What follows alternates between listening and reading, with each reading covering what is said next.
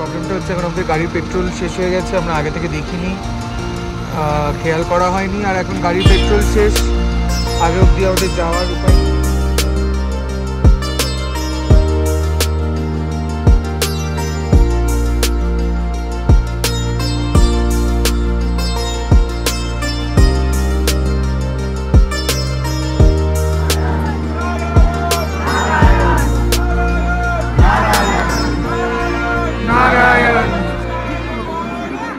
Hi everyone, কৃষ্ণগীতা ব্লগে সবাইকে welcome. আজকে আমাদের সারি ভিলেজ থেকে চলে যাওয়ার পালা। কালকের কোনো ভিডিও করিনি, কালকে সোনিয়ারা সবাই তুঙ্গনাথ গিয়েছিল, কিন্তু আমি তুঙ্গনাথ যাইনি, কারণ শরীরের অবস্থা এতটাই খারাপ। তোমাদেরকে বলেছি যে কেদারনাথে যাওয়ার পর শরীরের অবস্থাটা কতটা খারাপ হয়ে গিয়েছিল। তো কালকে পুরো এই সারি ভিলেজের চোপটাতেই আমরা রেস্ট করেছি, আমি, সৌরভ, মপি, আমরা সবাই। আর সোনিয়ারা গিয়েছিল তুঙ্গনাথ দর্শন করতে। তো সেই তুঙ্গনাথের ভিডিও রিলসে আমি ছেড়ে দেবো সোনিয়ার কাছ থেকে নিয়ে, তো তোমরা দেখে নিও রিলসে। আর আজকে এখন আমরা যাচ্ছি বদ্রীনাথের দিকে, জানি না কি হবে, বদ্রীনাথের প্রচণ্ড জ্যাম বলা হচ্ছে। সো লেটস সি কি হয়, সাথে থাকো, দেখতে থাকো, আর পুরোটা দেখতে দেখতে like, comment, share and subscribe করে দাও। পুরো ব্লগটা দেখো, বদ্রীনাথের কি এক্সপিরিয়েন্স হচ্ছে আমাদের, আদৌ পৌঁছে দিতে পারবো কিনা, পুজো দিতে পারবো কিনা, সব দেখতে থাকো।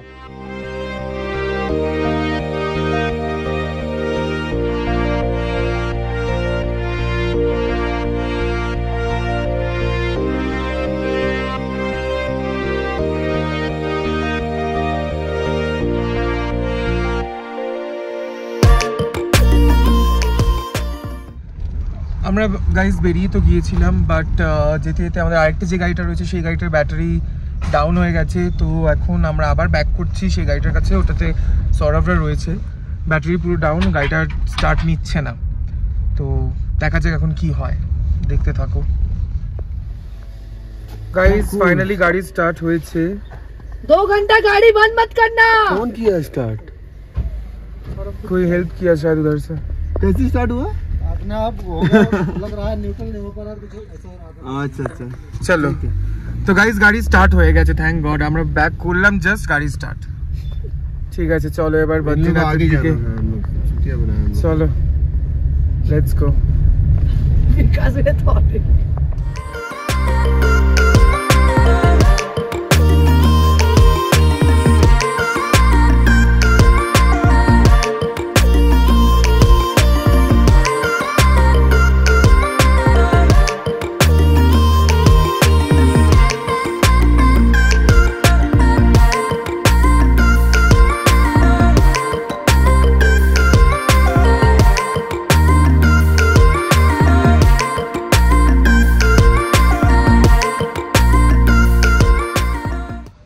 গাইজ এখন আমরা তুঙ্গনাথ মন্দিরের বাইরে আছি। তুঙ্গনাথ ক্রস করেই, তুঙ্গনাথ হয়েই আমাদেরকে যেতে হবে বদ্রীনাথ। কিন্তু প্রবলেমটা হচ্ছে এখন আমাদের গাড়ির পেট্রোল শেষ হয়ে গেছে, আমরা আগে থেকে দেখিনি, খেয়াল করা হয়নি, আর এখন গাড়ির পেট্রোল শেষ, আগে অবধি আমাদের যাওয়ার উপায় নেই, মানে অল্প একটুই পেট্রোল পড়ে রয়েছে। তো টেনশন এখন, কোথা থেকে পেট্রোল যদি পাওয়া যায় সেইটাই ব্যবস্থা করার চেষ্টা করা হচ্ছে। আমার পেছনে যে দেখছো, আমার পেছনে হচ্ছে তুঙ্গনাথ মন্দির যাওয়ার রাস্তা। আমি ওটা দেখাতে পারছি না বিকজ এখানে প্রচুর পুলিশ রয়েছে, আর ভিডিও করা ইজ নট অ্যালাউড এখন। তো দেখা যাক কি হয়। এখানে রৌনক আর বিকাশ এই যে পেট্রোল কোথাও পাওয়া যাবে কিনা সেটার ব্যবস্থা করার চেষ্টা করছে। আর তুঙ্গনাথ মন্দিরের গেট হচ্ছে এই যে, এইটা হচ্ছে তুঙ্গনাথ মন্দিরের গেট, এখান থেকেই তুঙ্গনাথ যেতে হয়, যেটা আমি যাইনি।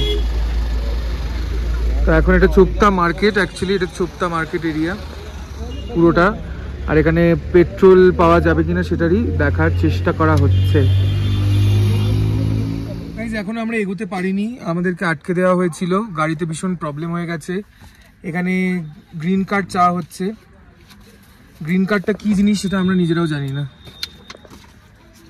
জানিস তুই গ্রিন কার্ড কি? না, ব্যাপারটা হচ্ছে আমরা জানতাম যে উত্তরাখণ্ড আসার জন্য একটা রেজিস্ট্রেশন করাতে হয় উত্তরাখণ্ড ট্যুরিজম ডেভেলপমেন্ট বোর্ড থেকে, যাত্রা রেজিস্ট্রেশন, যেটা আমরা ট্যাক্স যেটা ভরতে হয়, যে আমরা ইউপি আর উত্তরাখণ্ড ক্রস করছি। কিন্তু এখন যে আমরা সেলফ ড্রাইভ গাড়ি নিয়েছি এটার জন্য একটা গ্রিন কার্ডও দিতে হয়, এটা কিন্তু অনেকে জানে না এবং অনেক ব্লগেও বলা নেই। যারা ট্যুরস অ্যান্ড ট্রাভেলসে আসছো তারা হয়তো জানতে পারবে, যারা সেলফ ড্রাইভ করে বা নিজেরা চালিয়ে আসছো তার জন্য একটু অ্যালার্ট করে দিলাম, প্লিজ একটু গ্রিন কার্ডের ব্যাপারে সম্বন্ধ জেনে তারপরে ওটা রেজিস্টার করে তারপরে এসো, নাহলে কিন্তু প্রচুর সমস্যা হবে। আমাদেরকে সব জায়গায় জনে জনে চেকপোস্টে আটকানো হচ্ছে, জনে জনে জিজ্ঞেস করছে, আটকাচ্ছে, এবার নাকি 20,000 টাকা ফাইনও চাইতে পারে, সামনে গেলে বোঝা যাবে। Let's see. তো এই হচ্ছে ব্যাপার গাইজ, যারা সেলফ ড্রাইভে আসছো তারা প্লিজ এগুলো ভালো করে জেনে আসবে। আমরা অনেকটা রিসার্চ করেছিলাম বাট গ্রিন কার্ডের মেনশন কোথাও পাইনি, অনেস্টলি স্পিকিং গ্রিন কার্ডের মেনশন কোথাও পাইনি। তাই আমি জানিয়ে রাখছি সবাইকে, যদি আসো সেলফ ড্রাইভে নিজে গাড়ি ড্রাইভ করে তাহলে এই গ্রিন কার্ডের ব্যাপারে ভালো করে রিসার্চ করে তারপরে আসবে। আমাদের এখন কি হবে জানি না, দেখা যাক। বদ্রীনাথের দিকে এগুলোর চেষ্টা করছি, বলছে এরপরেও অনেক চেকপোস্টে নাকি ধরতে পারে গ্রিন কার্ডের জন্য, বুঝতে পারছি না, সব এখন ভগবানের ভরসায়।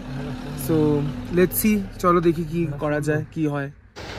চেকপোস্ট থেকে তো ছেড়ে দেওয়া হলো আমাদের, কিন্তু এখানে একটা অদ্ভুত জিনিস এটাই হয়েছিল যে আমাদের গাড়িতে পেট্রোল না থাকা সত্ত্বেও 40 কিলোমিটার আমাদের গাড়ি পাহাড়ের গা থেকে গড়িয়ে গড়িয়ে গড়িয়ে গড়িয়ে নেমেছিল। এটা একটা অদ্ভুত ব্যাপার, যেখানে পেট্রোল ছাড়া গাড়ি গড়িয়ে গড়িয়ে 40 কিলোমিটার নেমেছিল। टेस्ट मैच खेलने उतरे हम। होट में तुम क्या कर लिया है ये? हम अभी टेस्ट मैच खेलेंगे, देखो मेरा ड्रेस, इंडिया टीम का टेस्ट मैच होगा। कहाँ होगा? धर्मशाला में। निशांत भी लगाता था पता है। हाँ पूरा ऐसे ही लगाता था। और होटटा देख, शुद्ध एक बार होटटा विकास है, पूरा वाइट वाइट कर लिए। Guys finally almost 50 to 60 kilometre গড়িয়ে গড়িয়ে যাওয়ার পর আমরা ফাইনালি একটা পেট্রোল পাম্পে পেট্রোল ভরিয়ে নিয়েছি। এখন এবার কাজ ফাজ সব বন্ধ করে দিয়েছি অ্যান্ড এসি চালিয়ে দিয়েছি। এবার আমরা যাচ্ছি direct Badrinath. So let's hope for the best. অনেকেই অনেক কিছু বলছে, বিশাল জ্যাম, বিশাল অনেক কিছু, কিন্তু এখনো অবধি ভগবানের কৃপায় এখনো অবধি আমাদের কোনো জ্যাম পাইনি। সো লেটস সি গাইজ, আমি যেতে যেতে তোমাদেরকে আপডেট দিতে থাকবো, সাথে থাকো। সবাই বলছিল যে খুব জ্যাম, অনেক গাড়ি নাকি যেতে পারছে না, অনেক গাড়ি নাকি যেতে গিয়ে আবার ঘুরে চলে এসেছে। কিন্তু আমরা, এমন ভগবানের কৃপা ছিল আমাদের ওপর যে বদ্রীনাথ যেতে যেতে আমরা রাস্তায় একটুকুও জ্যাম পাইনি। ইনফ্যাক্ট পেট্রোল ছাড়া আমাদের গাড়ি 40-50 কিলোমিটার গড়িয়ে গড়িয়ে চলে যায়, আর তারপরে একটুও রাস্তায় কোনো জ্যাম ছিল না। সুন্দর রাস্তা, এই যে দেখতে পাচ্ছ এটা হচ্ছে বদ্রীনাথ রোড। বেশ ভালো রাস্তাটা ছিল, এখানে সিনারি খুব ভালো ছিল, আর একটাও জ্যাম এখানে আমরা পাইনি, 1 সেকেন্ডের জন্য কোনো জ্যাম ছিল না। খুব আরামসে আমরা পৌঁছে গিয়েছিলাম বদ্রীনাথ। মাঝখানে আমরা অ্যাকচুয়ালি খেতে বসেছিলাম, সেটা আর আমি ব্লগ আর করা হয়নি কারণ এত তাড়াহুড়োর মধ্যে ছিলাম। আমরা অলরেডি যোশীমঠ এখন ক্রস করে গেছি। যোশীমঠ ক্রস করে গিয়ে এখন আমরা টুয়ার্ডস বদ্রীনাথ যাচ্ছি। আমি পরে নিয়েছি, কুর্তাটা আমি এনেছিলাম, এই কুর্তাটা পরা হয়নি তাই এখন চেঞ্জ করে নিলাম, কুর্তাটা পরেই পুজোটা দেবো। So let's go towards Badrinath. চলো সাথে থাকো, বদ্রীনাথের পুজোটা দিই, তারপরে কোথায় যাবো সেটাও তোমরা দেখতে পারবে। কোনো প্ল্যানিং নেই কোথায় যাবো কি করবো, বাট জাস্ট যাচ্ছি, দেখা যাক।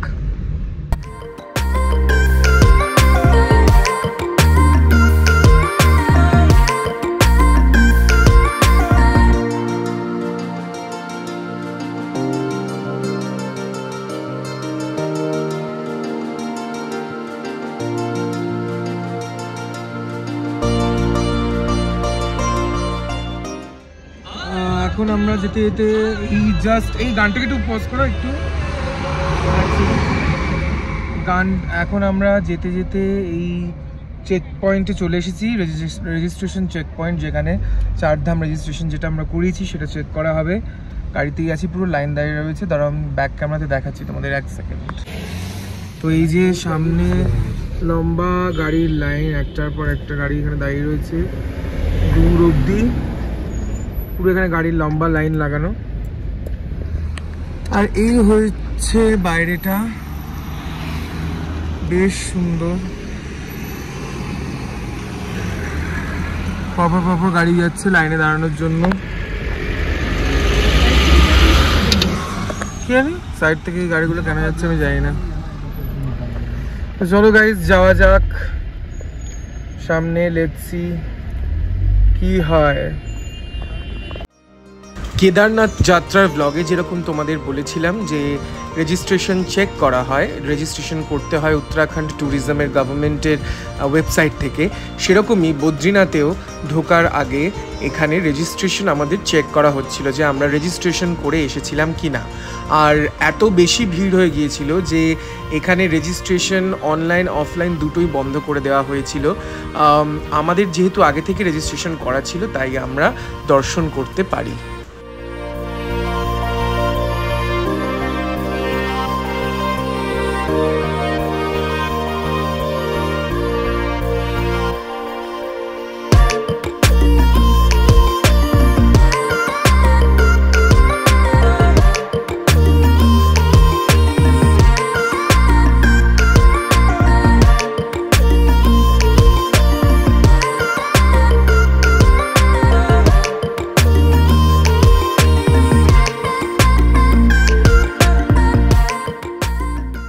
ওকে গাইজ, তো ফাইনালি চলে এসেছি বদ্রীনাথ। তুমি দেখতে পাচ্ছ তোমরা সবাই যে আমি কী সব পরে রয়েছি এগুলো, তার কারণ হচ্ছে প্রচণ্ড ঠান্ডা এখানে, মাথা ফাতা খারাপ হয়ে যাচ্ছে, এত ঠান্ডা হাওয়া দিচ্ছে, বিশাল ঠান্ডা হাওয়া এখানে। আমার এটা আমার স্টোল নয়, এটা সোনিয়ার স্টোল। এ বাবা, এখান দিয়ে নামতে পারবো না আমি। তো আমি জ্যাকেট পরে দিয়েছি, তার সাথে সোনিয়ার স্টোলটা কাঁধ দিয়ে চাপা দিয়ে দিয়েছি, বিকজ আবার টুপিটা কোথায় ঢোকারও খুঁজে পাচ্ছি না। তো চলো গাইজ এখন যাই মন্দিরের দিকে, তারপরে গিয়ে তোমাদেরকে দেখাচ্ছি, সাথে থাকো, দেখতে থাকো। এই হলো সুবিশাল বদ্রীনাথ ভ্যালি। এই পাহাড়ের মধ্যেই বদ্রীনাথ ধাম। বলা হয় বদ্রীনাথ ধাম হলো বিষ্ণু বা নারায়ণের ধাম। তো এই ধামে আসা অনেক ভাগ্যের ব্যাপার, যেরকম কেদারনাথে পৌঁছানো অনেক ভাগ্যের ব্যাপার, সেরকমই বদ্রী বাবার দর্শন হওয়াও খুব ভাগ্যের ব্যাপার। তো ফাইনালি আমরা এসে পৌঁছতে পেরেছি বদ্রীনাথ ধামে। আর এখানে আসার পর প্রচণ্ড ঠান্ডা ছিল, প্রচণ্ড হাওয়া দিচ্ছিল। তো আমাদের যার কাছে যত জ্যাকেট, চাদর, মাফলার, স্টোল যা ছিল সবাই সব কিছু জড়িয়ে আস্তে আস্তে শুরু করলাম মন্দিরের দিকে হাঁটা। দেখতেই পারছো মন্দিরের দিকে এখন আমরা ধীরে ধীরে এগোচ্ছি। পুজো দিতে হবে, 10টার সময় মন্দির বন্ধ হয়ে যাওয়ার কথা, তাই যত তাড়াতাড়ি সম্ভব পুজো দেওয়ার চেষ্টা। এখন অলমোস্ট 6:30 বেজে গেছে সন্ধেবেলা, কিন্তু এখানে 6:30তেও এতটা বেশি আলো থাকে। গাইজ, এই যে এই কিউ টোকেনটা আমাদের নিতে হলো কাউন্টার থেকে রেজিস্ট্রেশন ফর্মটা দেখানোর পর। এখানে আমার নাম লেখা রয়েছে, প্লাস ডেট, কোন ডেটে আমরা যাচ্ছি, প্লাস আমাদের স্লট টাইম কখন, সব কিছু মেনশন করা রয়েছে। যারা আসছো, এটা কেদারনাথে ম্যান্ডেটরি ছিল না, বাট বদ্রীনাথে এই জিনিসটা ম্যান্ডেটরি। তো এখন আমরা যাচ্ছি মন্দিরের দিকে। মন্দিরে হয়তো আমি ভিডিও করতে পারবো না, তাই দেখা যাক কি হয়।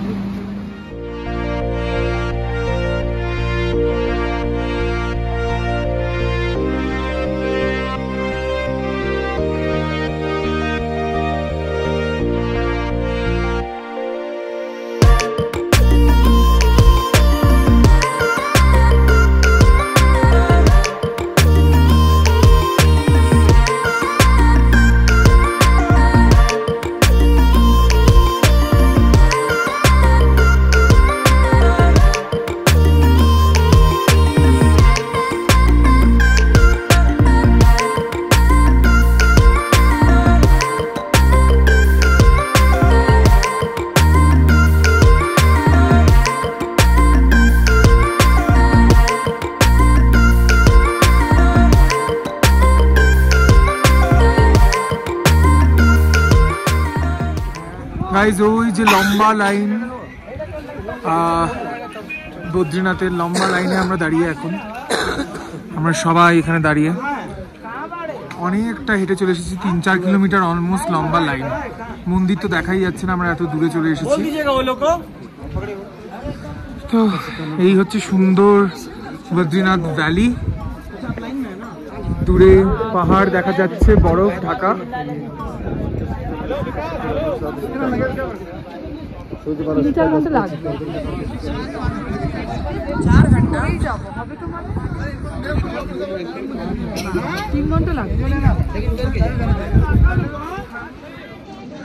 গাইজ, আমরা 7টার সময় লাইন দিয়েছিলাম আর এখন হয়ে গেছে 8:30। অন্ধকার, কিছু কাউকে বোঝা যাচ্ছে না। একটা লাইট ফাইট জ্বালাও না, একটা লাইট জ্বালাও, দাঁড়াও। হ্যাঁ, যাতে আমাদেরকে দেখা যায়। তো এই যে আমরা রয়েছি, এই কি ববিকে দেখা যাচ্ছে না, বিকাশকে দেখা যাচ্ছে না। তো এই যে আমরা দাঁড়িয়ে সামনে ফাঁকা হয়ে গেল। তো এখন 8:30 বাজে, ঢুকলেই মারবো। 8:30 বাজে বদ্রীনাথের লাইনে এখন আমরা দাঁড়িয়ে, কখন পুজো দেওয়া হবে জানি না। সোনিয়া ফোনিয়ারা রয়েছে আগে, প্রচুর বিশাল লাইন, মানে শেষ মানে 1.5 ঘন্টা হলো লাইনে দাঁড়িয়ে। দেখা যাক কি হয়, সাথে থাকো, দেখতে থাকো। এখন বাজে রাত 9টা, এখনো আমরা এখানে লাইনে দাঁড়িয়ে রয়েছি বদ্রীনাথে। রাত 9টা, 7টায় লাইন দিয়েছিলাম, এখন বাজে রাত 9টা, 2 ঘন্টা হয়ে গেছে, এখনো পৌঁছয়নি। লম্বা লাইন কোথায় শেষ সেটা দেখা যাচ্ছে না, বাট ভগবানের দর্শনে এসেছি, তীর্থ করতে এসেছি, তীর্থ করেই যাব। এই সাইডে পুরো বদ্রীনাথ শহরটা দেখা যাচ্ছে।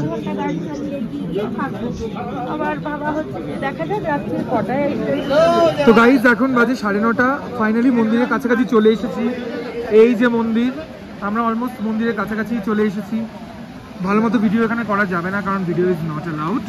তো মন্দির দর্শন করে নিয়ে তারপর আমি বাকি ব্লগটা আবার কন্টিনিউ করব। ওকে, তো সাথে থাকো, স্কিপ করো না ভিডিওটা।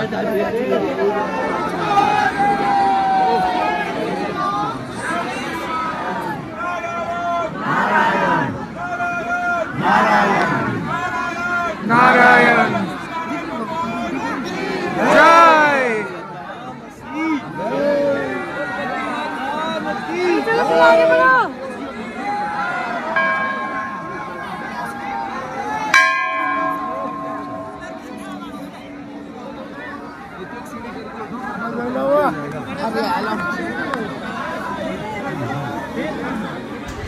তো ফাইনালি এত লাইন দিয়ে দাঁড়ানোর পর রাত 10টার সময় আমাদের বদ্রীনাথ মন্দির দর্শন সম্পন্ন হয়।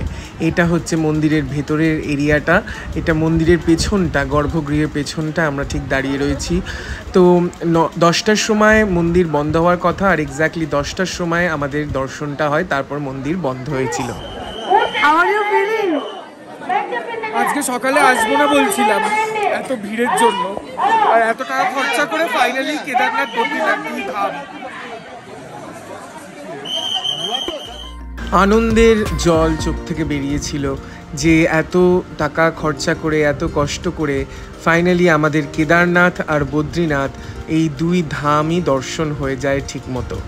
আজকের ব্লগটা এখানেই শেষ করছি বদ্রীনাথ দর্শন দিয়ে। এরপরে অন্য ব্লগ আবার আসবে। তোমরা প্লিজ সাবস্ক্রাইব করে দাও চ্যানেলটা, লাইক কমেন্ট শেয়ার করে দিও। টাটা।